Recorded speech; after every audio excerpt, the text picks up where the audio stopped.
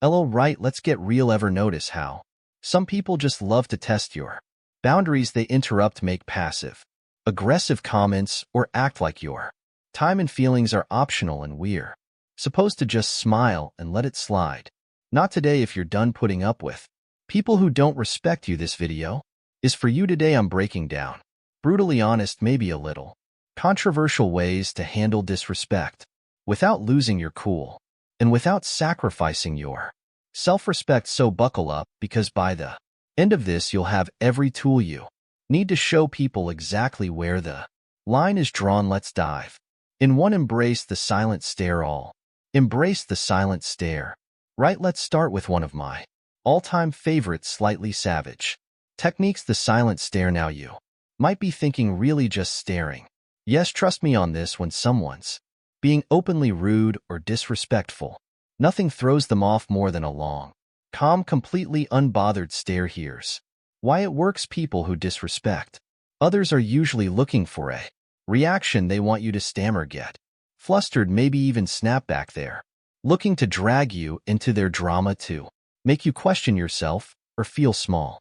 But when you just look at them, no words, no expressions, suddenly the power dynamic flips. Now I get it, this might sound a little passive-aggressive, but hear me out. There's something deeply unsettling about someone who doesn't give the reaction they were expecting.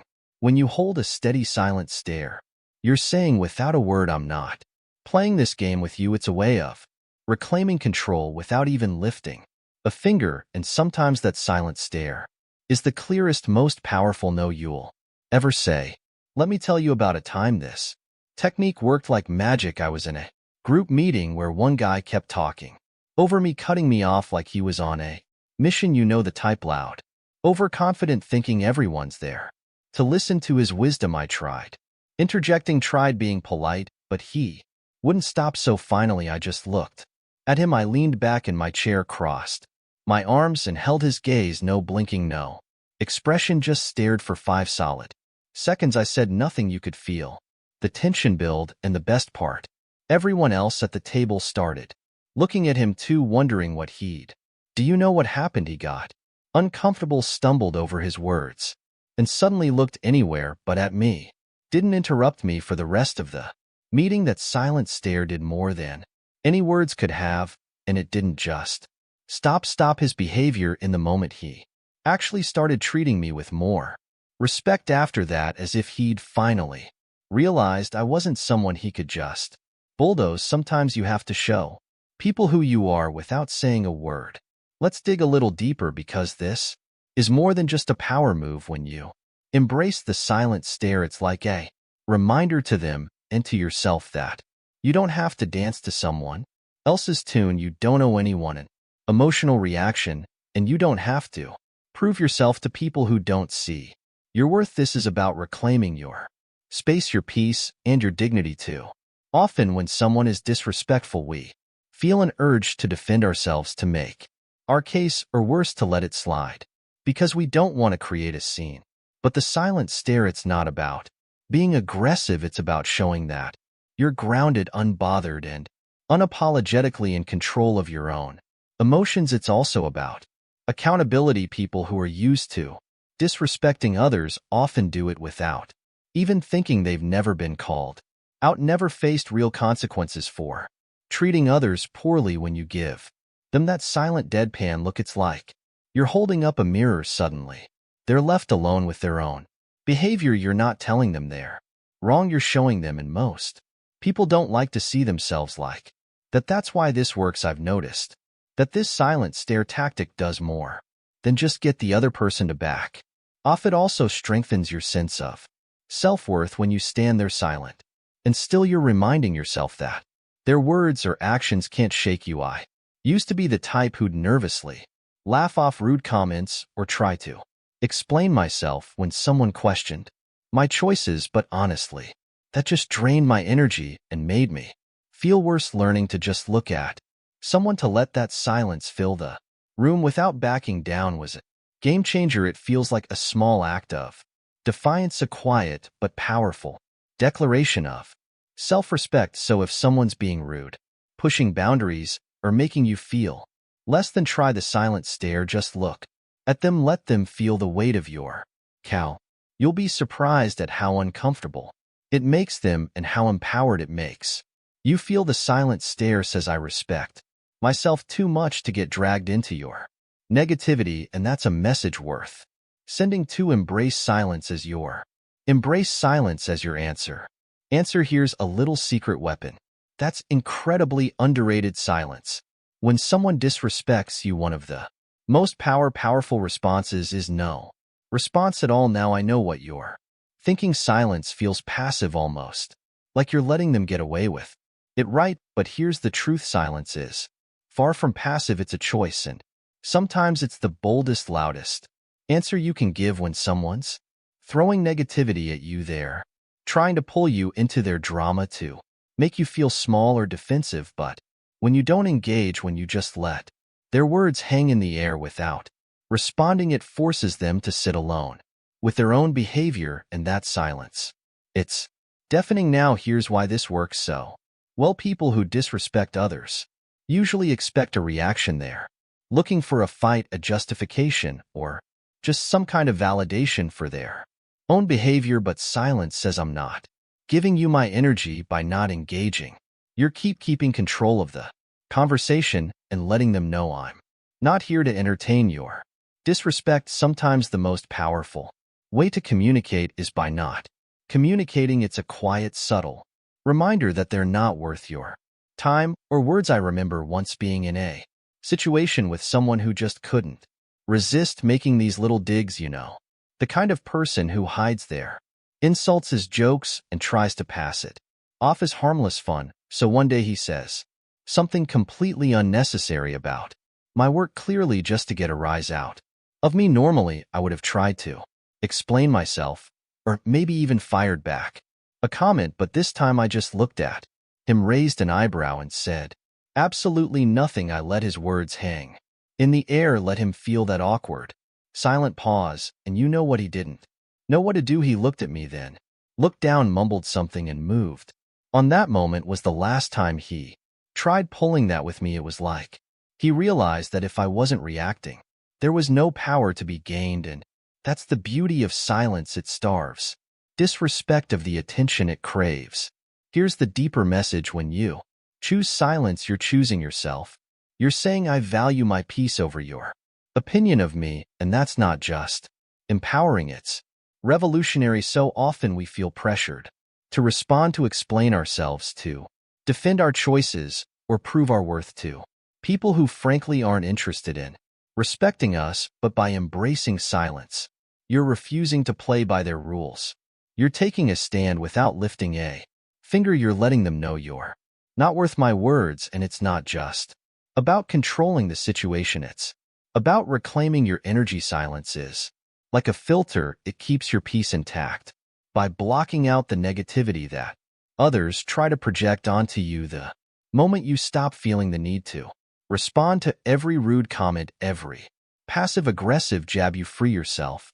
You stop giving people access to your inner world, and you start living on your own terms. I'll be real with you. Look, learning to use silence wasn't easy for me. I used to think that if I didn't defend myself, I'd look weak or passive.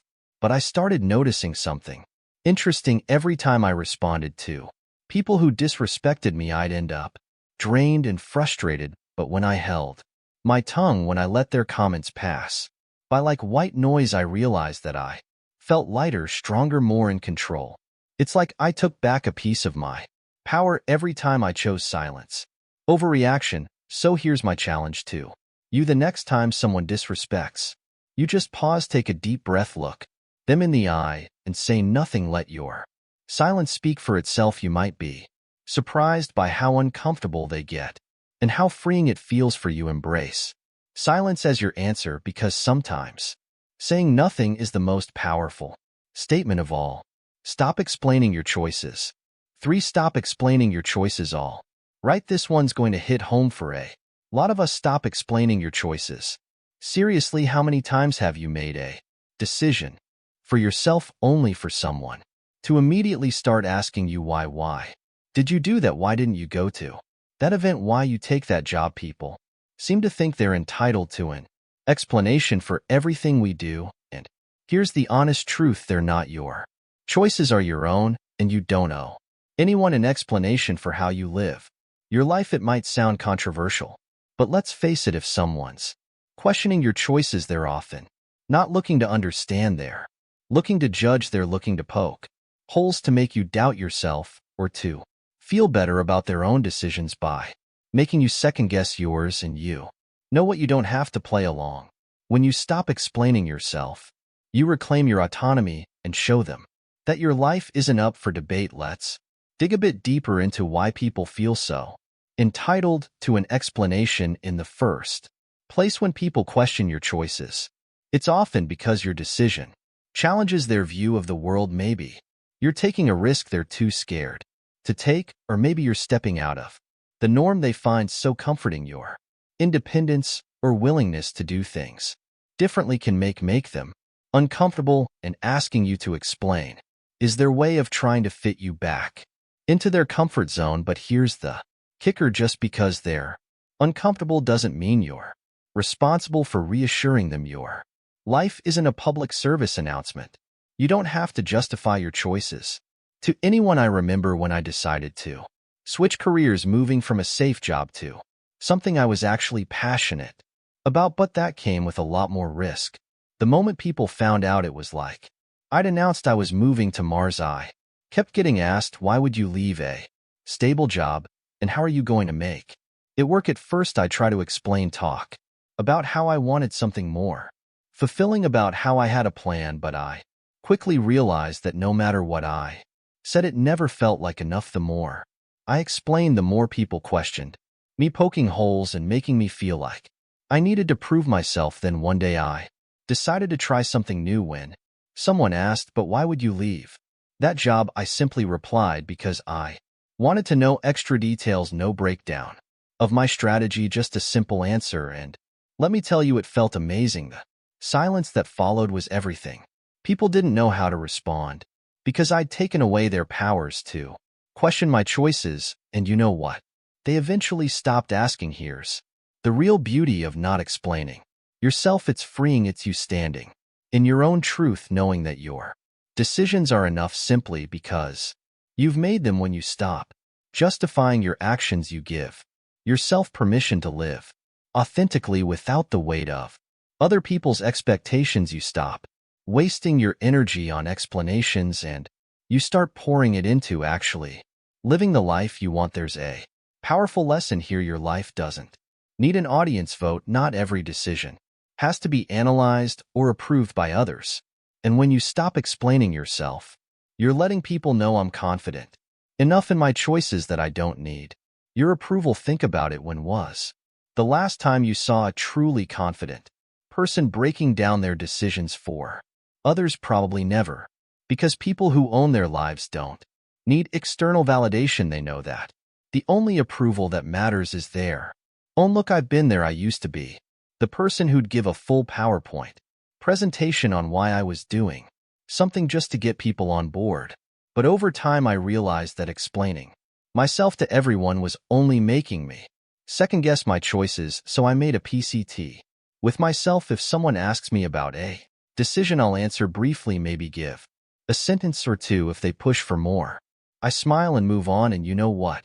Life got a lot lighter. The more I stopped explaining, the more confident I became in my own decisions. So here's my challenge to you: the next time someone questions your choices, resist the urge to explain. Just say, because I wanted to, or that's what felt right for me. Then let the silence speak. Watch how powerful that simple statement is. You'll feel stronger, more in control, and more at peace with yourself. And the best part, you'll realize that your choices don't need anyone else's stamp of approval. They're valid simply because you made them. Keep your distance.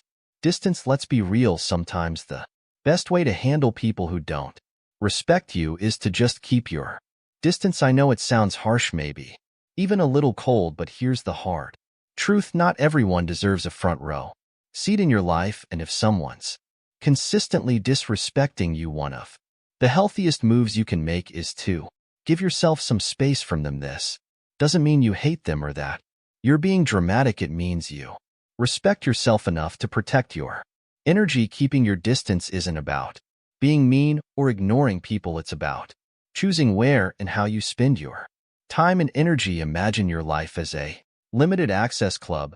Not everyone gets VIP pass. If someone's constantly crossing your boundaries, making you feel small, or just radiating negativity, why on earth would you keep them close? It's okay to step back. In fact, it's crucial. Distance can give you the clarity to see things as they really are, free from the fog of emotional manipulation or guilt. Think about it. When you keep people who disrespect you close, it's like inviting them to a mental and emotional buffet where they take, criticize, and judge as much as they want, and then we wonder why we feel drained, anxious, or frustrated. Giving yourself space from these people is an act of self-preservation. It's about protecting your mental health, preserving your peace, and making room for people who actually respect and uplift you. Letting go of the guilt around distancing yourself can be liberating. You're not obligated to keep disrespectful people in your orbit. I'll share a little story. I once had a friend who would always find a way to make snide comments about every choice I made. My career, my relationships, even my taste in music. At first I thought, well, that's just how they are. Maybe I'm overreacting, so I kept them around, kept trying to brush it off, thinking it wasn't that big of a deal. But over time, those little jabs started getting under my skin. I realized I was walking on eggshells, always bracing myself for the next criticism, the next joke that felt more like a punch. One day I decided to try a different approach. I didn't make a big announcement or call them out. I just started limiting my time with them.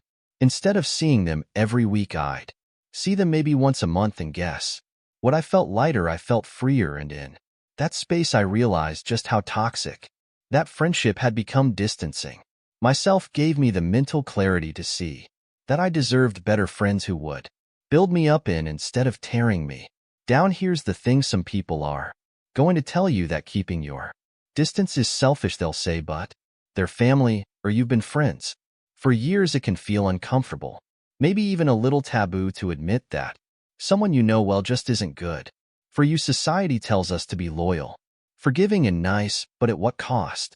Here's a little secret: protecting your peace isn't selfish, it's necessary.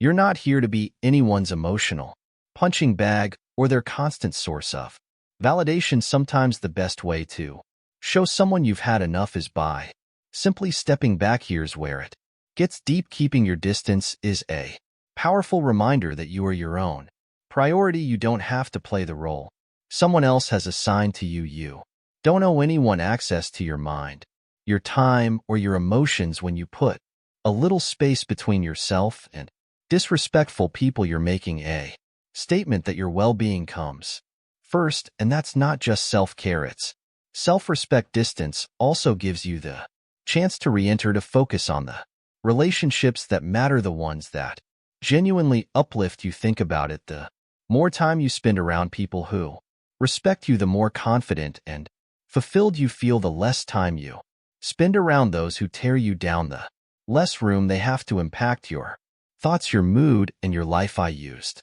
to feel so guilty about distancing myself from people, even if they weren't treating me well. I'd think, what if they think I don't care, or maybe I'm overreacting? But over time I learned that distancing myself wasn't just about removing negativity, it was about creating space for growth. When I started giving myself permission to distance from disrespectful people, I felt a new kind of freedom. I had more energy, more peace, and a clearer vision of who I wanted in my life. So here's my challenge to you: think about the people in your life who constantly disrespect you, who make you feel small or drained. Then ask yourself, do they really deserve this much access